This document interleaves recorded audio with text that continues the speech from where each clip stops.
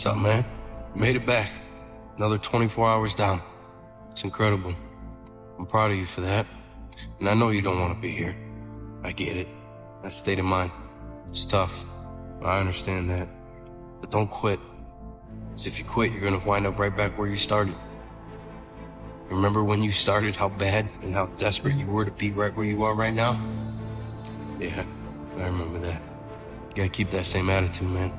You gotta keep moving forward. Keep pushing it.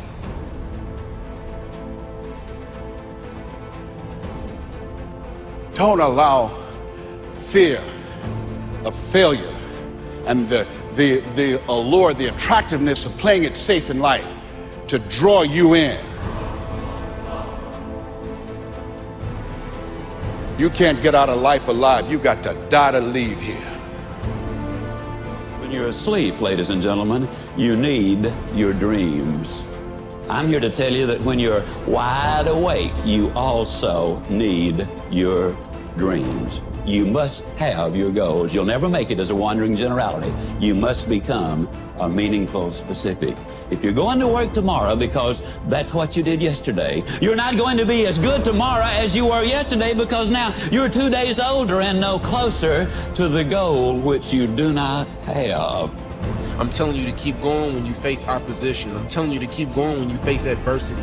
I'm telling you to keep going because years from now, when you look back, make sure you remember one thing about this moment. That you gave everything you had. That you leaned in on those late nights and those early morning wake-ups. The hours upon hours in the books, the preparation, dedication, and the resilience.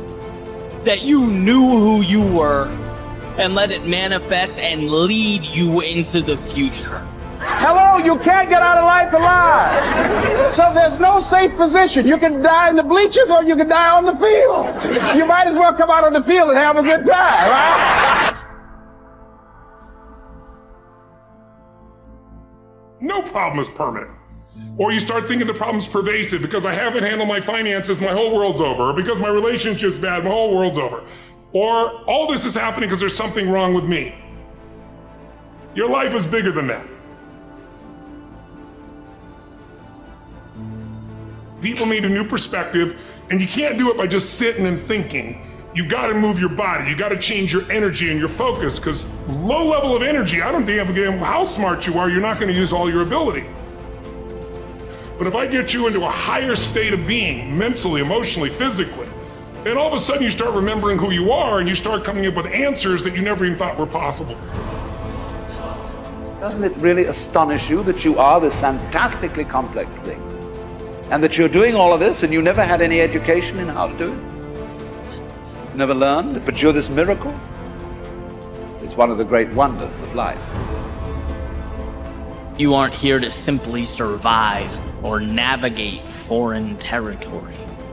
No, you were made for this moment. Most of us have been conditioned not to take a risk. People ask me all the time, what does it take to be happy? And I always tell them it's really simple. One word, progress. Progress equals happiness. If you keep growing, you're gonna feel alive. And if you keep growing, you're gonna have more to give. When you find a way out of no way, when you find breath that you don't have, when you find energy that did not exist, when you want this thing as bad as you want to breathe, that's when you find a way. Doesn't take any motivation, any drive in order to stay down there on a low level.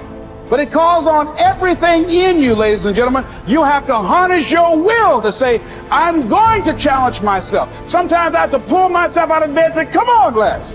Things I know I should do, I don't do. Things I shouldn't do, I do. I found that the biggest enemy you have to deal with is yourself. There's an old African proverb that says, if there's no enemy within, the enemy outside can do us no harm. If you're willing to endure, to hang in just a little bit longer, give just a little bit more, if you're willing to put all of yourself into the task before you, you may just be amazed at what life gives back. It doesn't matter how many statues, Oscars they give you, or Emmys, or how much money you have in the bank. We've all seen people have all those things, and I get the phone call because they're depressed, or somebody commits suicide in that area. So it's really an inner game, and I think that's what's missing for us today. Everybody's focusing on the outside world, and how there's a lot of things in the outside world you'll never be able to control. You can influence, but you can't control it. This, your mind, your emotions, your body, you have 100% control over what you do with these things, and that's where the game is won. You win the inner game, then you win the outer game. But a lot of people spent their life trying to win the outer game, they won, and they're miserable. We're always worrying. Did I think this over long enough? Did I take enough data into consideration? And if you think it through, you find you never could take enough data into consideration. The data for a decision in any given situation is infinite. So what you do is, you go through the motions of thinking out what you will do about this. And then when the time comes to act, you make a snap judgment. It's amazing how often it works. It's necessary that you have the mindset that I can do this. You've got to begin to believe and to fortify that belief and feed that belief by listening to tapes, going to seminars and workshops, by challenging yourself, by stretching yourself. Don't get so wrapped up in what happened yesterday that you miss out on the opportunities that are waiting for you today. Remember, whenever one door closes, there is another door waiting for you. So to me, success without fulfillment is the ultimate failure. And so many people are focused on success still, which to me is like, there's nothing wrong with it, but it's like success is getting what you want. Fulfillment is living what you're made for. To take the risk of doing what we want, which will work to the extent that we realize that what I want, basically, what I really want is what you want. And I don't know what you want. But I never would have discovered what I'm able to do right now if I wasn't willing to take a chance. And you've got to be willing to do that. You've got to believe in yourself.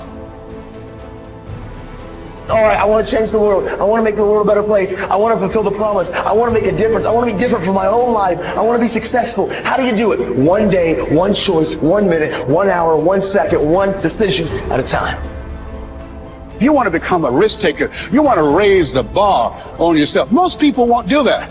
See, most people engage in low life living, low risk living. Viscott said, if you're not willing to risk, you cannot grow. And if you cannot grow, you cannot become your best. And if you cannot become your best, you can't be happy. And if you can't be happy, then what else is there? When you're serious about changing, all of you need to do, you don't have to tell anybody you're changing, just do it. Let your life speak, let your life scream, let your life shout, and let it speak so loud it will speak volumes that nobody can ignore it.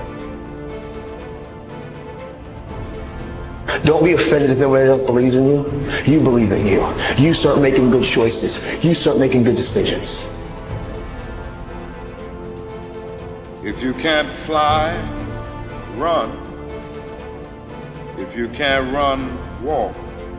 If you can't walk, crawl. But by all means, keep moving.